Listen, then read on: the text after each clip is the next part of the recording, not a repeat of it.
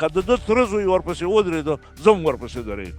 دې خلکو هېڅکله د خپل ځان سره فکر نه دی کړی. خو یوه خبره دا خلک ډېر لوی حقیقت وایي. هغه حقیقت دا دی چې دوی وایي چې من افغان نیستم. چې یو سړی افغان نه وي هغه ستا په مرګ هم خوشحاله دی، ستا په تباهۍ هم خوشحاله دی، ستا په سر پیسې هم اخلي، ستا په سر د منصبونو او وعدو په مقابل کې هم هر څه چې بادار یې ورته ووایي هغه کوي.